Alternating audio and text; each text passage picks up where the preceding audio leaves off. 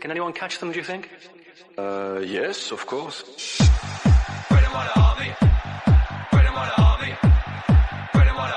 Yeah, unbelievable. We didn't expect that. Здесь еще важна роль. Так. Не игрок Сари. Но качество есть. Подача, момент! И он снова сделал это! И снова эти усы удачи! Сергей Милинкович-Савич забил свой 5-й гол в ворота Интера. Hi everyone. So this is another episode of this transfer roundup or scouting report that we have been doing for quite some time with the players that we have been linked to. And luckily, one of our first scouting video, which was of Gabriel Jesus, came true. Came true at last. At last, after seeing every picture of him from being in the airport, being in the ground, and everything, and then the club announces, "Yeah, we have this player." So the congratulations to ourselves for that. Today we are going to talk about one of the exciting players that we have been linked to, at least for me, because I've been the one who has been crying out for midfield reinforcements. So we are going to talk about Sergej Milinkovic-Savic, and we have got Vittorio, who's joined us today. He is a fan of Napoli. Oh, Lazio. Lazio. My mistake. Don't make this mistake, please. Yeah, I know. Lazio, like I always say, I'm the stupid PL watching fan who doesn't know anything about football. So I'm here just to run my mouth with questions, and you, as the experts, would be the one who would be bringing on the footballing opinions. So to start off with, Vittorio, right? I've heard this name a lot. As in, we all have heard Milinkovic-Savic a lot. So he's 27-year-old and he has always stayed in Italian league. Can you give me like his history of player, like where he is from, how has he been? No, he Lazio bought him in 2015. He was coming from Genk, the team in Belgium. He's not Belgium, he's Serbian. We bought him and he was very young, but already he was well known because he won with the Serbia under 19. So he was a player that was already considered a promise, a rising star. But there are so many football players that when they're 18, 19, are considered the next big thing, right? And then they never appear to be. So Milinkovic-Savic has been in Rome playing for Lazio for a lot of time. He came here very young. Now he's 27. He has become one of the leaders of this club. And I would say that he's the best midfielder in Serie A. I think he's definitely one of the best, if not the best. He's big physically, great ball skill, good header. He can play in different positions. I think he's a complete player. And I think he's one of the best in Serie A, if not the best. That's where my other question was, right? He has played in different positions in the midfield. So the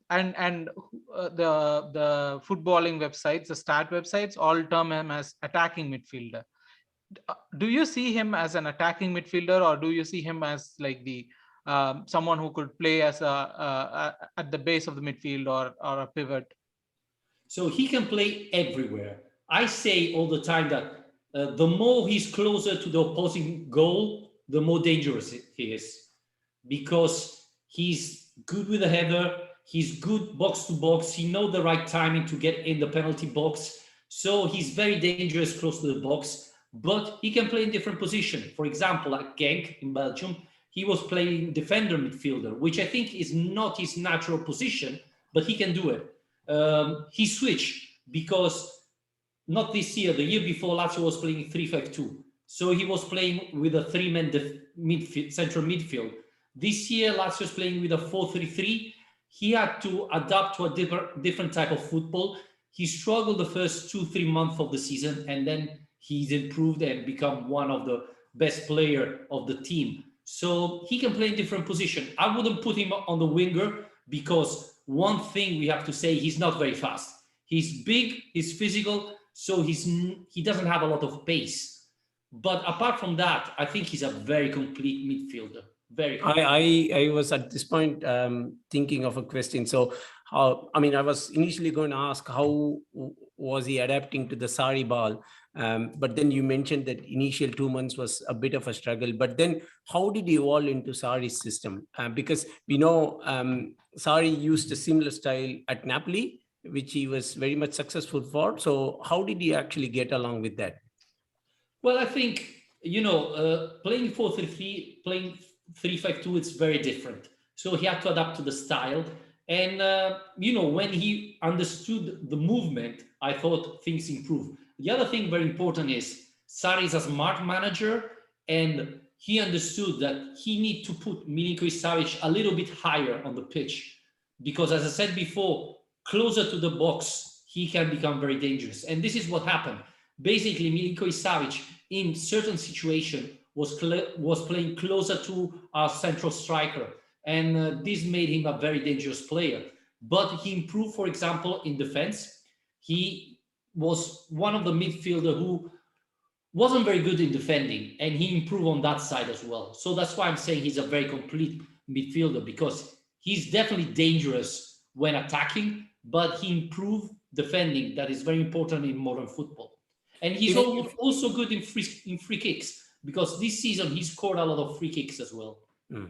I was that was sort of something that I was alluding to. We all know how good he was actually last season, but then could you talk specifically more on his link up with Immobile, as a striker, because they both combined really well. They had a lot of goals to assist ratio together. Well, one thing is, last season, Milinkovic-Savic had 11 assists, if I'm not wrong, 11 assists and 11 goals, which it's huge for a midfielder. And, as Lazio top scorer is Ciro Immobile, a lot of those 11 assists were for Ciro Immobile. As I said at the beginning, Milinkovic-Savic came to Lazio in 2015. So it's a lot of years he's playing there. And Ciro Immobile, again, is a player that has been for ages at Lazio, so they know each other very well. Milinkovic-Savic can read the movement of Ciro Immobile, know already where he's going, and as I said, he has such skill with the ball that he is able to put the ball wherever he wants. So knowing where Ciro is heading, he's very good in positioning the ball there and allowing Ciro to score a lot of goals. I think the combination Milinkovic-Savic assist and Ciro Immobile scoring was the number one in Serie A. So that's another important thing. Yeah. He's a right-footed player, right? Like in his playing style, like what I wanted to know is like his playing style, because we can see the stats, but as a fan, you would know what his playing style is. Like, is he one of those players who like, from what I look for, he also plays like long balls a lot. Like he is able to pick up players through long balls. But do you consider him as a playmaker, or do you consider him as someone like who does everything? But what I was trying to get is like, does he want players running into him, or does he carry the ball? Like, what kind of player are we looking at? Well, he's not the number 10, the one that moves the ball. He's more a box-to-box player. So talking about long balls, one of the scheme Lazio has is when the other team is putting the ball in front of the goal, then he's heading in the box, and the other players try to put the long ball because he's tall. He's very good with his header, and often Lazio was able to score like that. Long ball to Milinkovic-Savic that was able or to bring down the ball and make assists or to score directly. But he likes to run with the ball and be the finalizer of the chance of Lazio. He's not your typical number 10, the one that he's not Pirlo, just to make an example of an Italian player. So that's the type of player he is. And on that topic, I also wanted to know like the other side of it, which is like the mentality side of it, right? Like, as in, I see that he has got like 4 yellow cards and 1 red card. Is that like is his mentality side of it, or his temperament side of it? How is he? Like, does he get into these fights, tackles, and like controversies, or no? He's a clean player. I would say he's a fighter, but he hardly gets into controversy. The red card was a stupid red card. And to be honest, that happened even 2 years ago, but it's very rare. The thing I would say that I love a lot about Milinkovic-Savic is that he stepped up in big occasion. So this year he scored against Inter. He made an assist against Milan. He scored in the derby. That's very important for us. So, it's important to have these great players that in big match usually step up. And he usually does this. So that's really important for us. If you were to summarize his strengths and abilities, in a point base, what would be the top three in each of those that you would say? Well, one thing is, I think in the big moment, he's the guy you can trust. He's able to step up in big occasion. The other thing is, I'm not sure for the Premier League, but for Serie A, he's very physical. So that's something that to point out. And his skill, even if he's big, tall, etc., his skill with the ball is amazing. Sometimes can be dangerous because he likes to do tricks in dangerous positions. When you're in your half of the midfield, you should avoid, back heels and things like that. He tends to do that sometimes, but his skills are amazing. So, those are the three top characteristics of this player. Yes, you did mention about the Premier League and then how would he be actually suited here. And that was what my next question was. We know that Premier League is 10 times sort of more physical than, Italy. And we all saw how Jorginho was settling in his first season. He has settled in well now, if you were to look back at things. But then there are not a lot of, Italian-based players coming to the Premier League for the physicality and then the way that the league is. How do you think he would be suited to the league here? Well, I think, Lukaku is a perfect example. He was making a big difference in Serie A for his physicality. In Premier League, he was one of other 100 players. So that's a problem. I think Milinkovic-Savic would struggle a little bit to adapt to Premier League, but the big difference, for example, with Lukaku or Jorginho is that Jorginho is a skilled ball player, but lack of physicality. Lukaku has big physicality, for me, lacks of quality. Milinkovic-Savic has both of things, quality and physicality. So I think the pace of the Premier League, it's above the Serie A, but I think he would adapt quite nicely. Obviously, it depends where he would be playing and in which team, because as I said, he would be a perfect attacking midfielder. He was struggling as defensive midfielder. So it depends where you place him, obviously. But, I think after a couple of months to adapt to a different type of football, he would be fine. Okay. So transfers. Sorry, Bob. Before that, I want to ask about about his progression, right? Because I knew his name long time before, and then there was during that time there was a lot of clubs were interested in him, right? All the big ones were interested in him, and then I think around the World Cup is when his stock kind of fell, and then now he is one of the good ones that we are looking at. So what happened during that time? Is it normal for him to go through this kind of a form, or is it no? Is there consistency?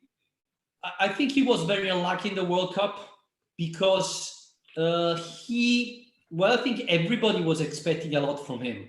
Instead, he probably arrived a little bit tired after a long season, and he didn't perform in the World Cup. And I think that affected him because he was very convinced to perform really well in the World Cup.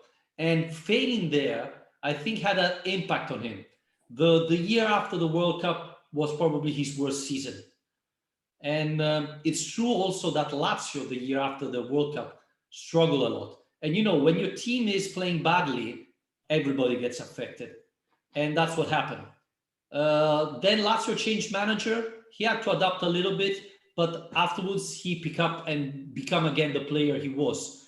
So I think the World Cup affected him in a bad way. And I think as well Lazio was convinced, okay, if he's going to have a terrific World Cup, big clubs will come to us and offer big money, which didn't happen. So, I think that's what affected the player. But in the last 3 years, I honestly think that he has been the best midfielder in Serie A. And I don't say it because I'm Lazio fan. I say it because honestly, I think he's the most complete midfielder in Serie A. Yep. We were looking at the stats. Actually, it was on par with Berardi at Sassuolo. So I think he was. I mean, he's been there at the top, as you mentioned, Vittorio. So the stats don't lie for sure. So even fans, we have different opinions. Now, I think coming to why he's been in the market, or at least his name is being floated in the market, there's been some release clauses on him in the past when Real Madrid and United came knocking. I think it was 90 million or something like that. But then that has since been removed, isn't it? Well, that's what Lazio is asking. So the thing is, he's not on the market. What our president said, our owner said is, Milinkovic-Savic is the best player we have.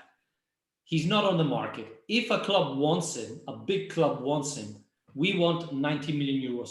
We are so pleased about what the player did with us that if a big club comes, offer the right money, we basically said, Sergej, if you want to go, you're free to go.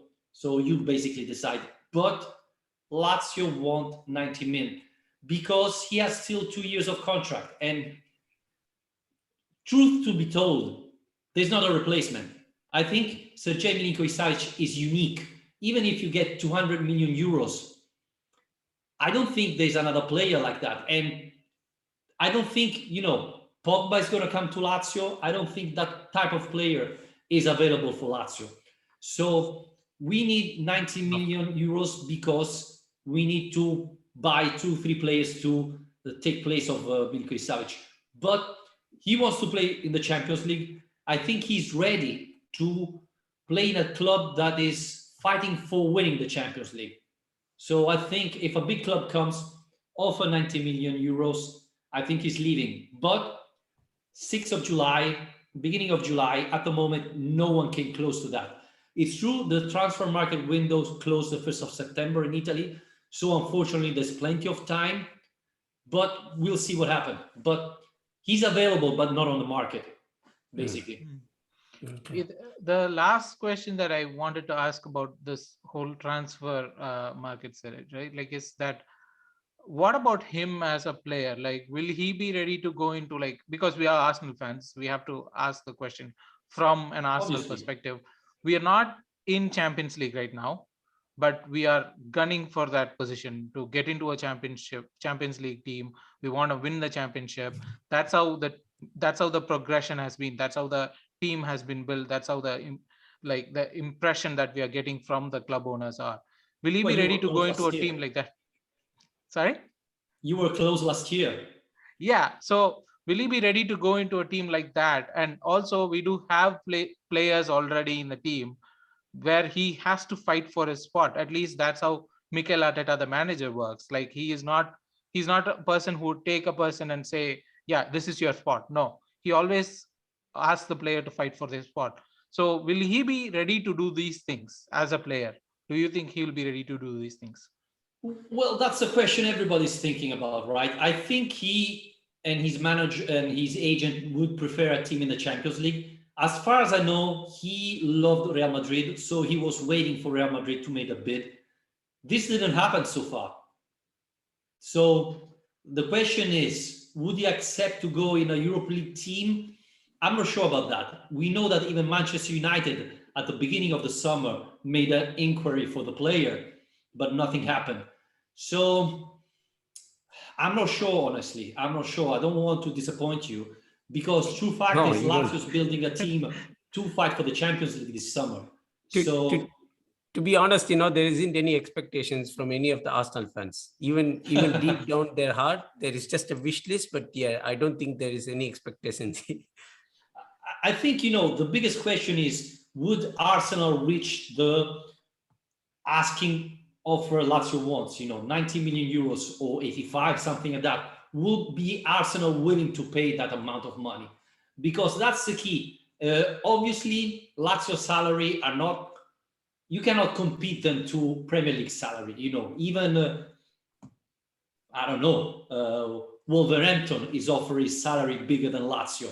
So I think salary wouldn't be a problem. I think the biggest problem would be Milinkovic-Savic would accept to go and compete for the Europa League at the moment, or wants a Champions League team, and will Lazio receive the perfect offer they want, or 90, 80 million euros? That's, I think, the question we have to ask. I think the only team at the moment able to do this are Premier League team and maybe Real Madrid, because I think Paris Saint-Germain already has spent enough if they're going to sign Skriniar and so on. So I think these are the clubs. Maybe it might be even a possibility where he waits for his dream move to Real. Modric has actually signed an extension, so maybe once he moves out, then that could be his natural position in the Real team. But we don't know. Who would have thought Partey signing for us on the last day last summer? So we really don't know what's going to happen. But there are ifs and buts in the transfer markets at all the time. Now, the rumors are that. Sorry to interrupt you. The rumors are that his agent, Ketzman, has been traveling all around Europe to come back to Rome with an offer. So I don't know if he received anything or anything happened, but we know that his agent is looking forward to find the right offer, because obviously football agents get a fee every time the player gets sold. So that's what he's trying to do. There were rumors he went to London, he went to Manchester. So I don't know. I hope he doesn't, but you never know. The transfer market window is very long, because we are beginning of July. It ends the 1st of September in Italy. I presume the same thing in UK. So there's plenty of time. It's true that this year is very different, because Serie A starts the 12th of August. So, you would love to have your team in place the 12th of August, not the 2nd of September. But, anything can happen in football. Oh, totally. Just a question. So this is more a realistic question. So considering he is 21, and then if at all he is getting his transfer move, that would probably be his last biggest contract before he starts to slow down. Do you think would you be able to get upwards of 70 million of what your asking price is, realistically asking as a fan? This year you're talking about? Yeah. Well, I think the market is very weird this year, because big clubs are a little bit struggling, but then you go and look at, what is it? Chelsea's buying Sterling for 50 million euros. Million Chelsea pounds, has got money all the time. Which I don't think is worthy, right? So anything can happen, honestly. I'm not sure that this is going to be his last big contract, because we are seeing players after 30 years old still competing at a high level.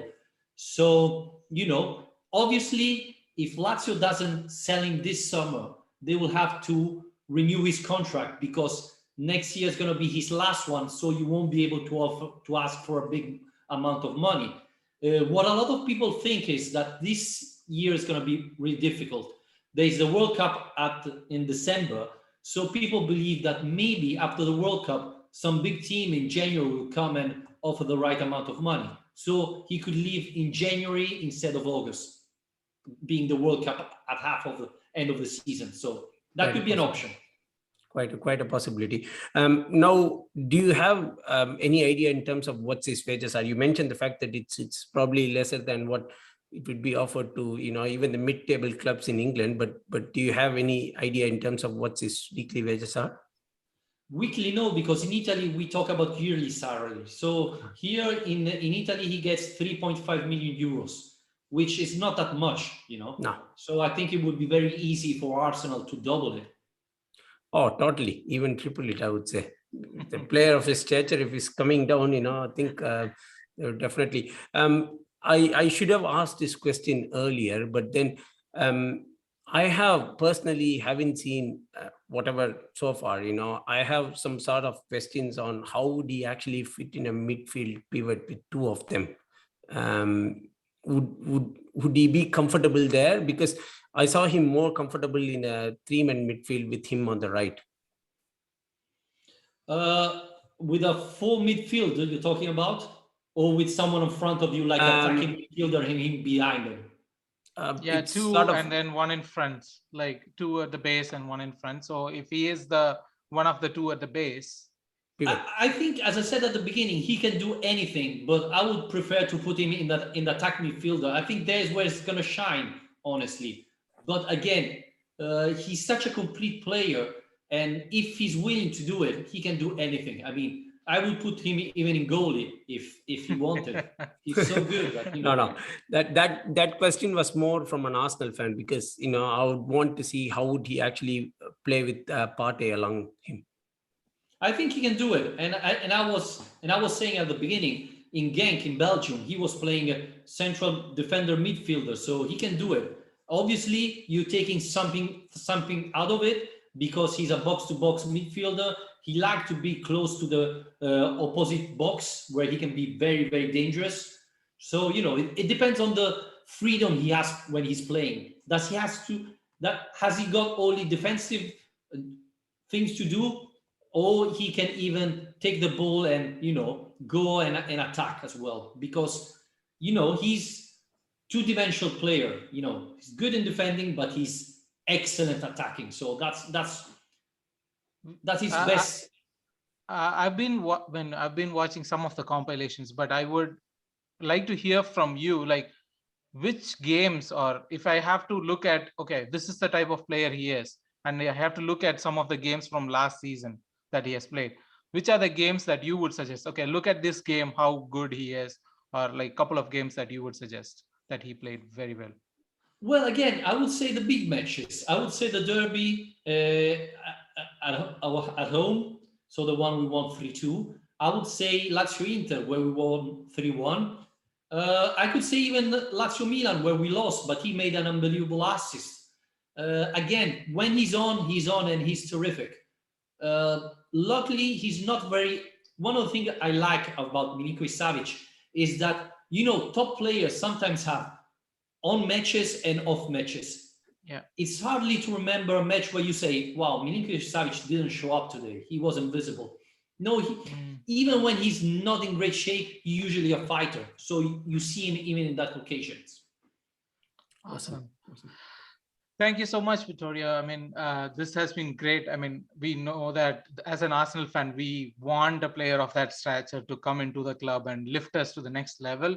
And we hope that that's just a hope and wish. And if I do get across like one of those Aladdin genie lamps, that would be one of my wishes. But sadly, that's not how the world works. But it's been great to hear from you about the player. Thank you so much for coming in. And for all the listeners, do follow Vittorio's channel and Twitter, and he has a lot of good insights. And for us, if you want us to talk about anything else, like any other player, more details on anything, just let us know in the comments. Please do like, share, and subscribe. And see you in another episode of the Scouting Report. Thank you. Thank you.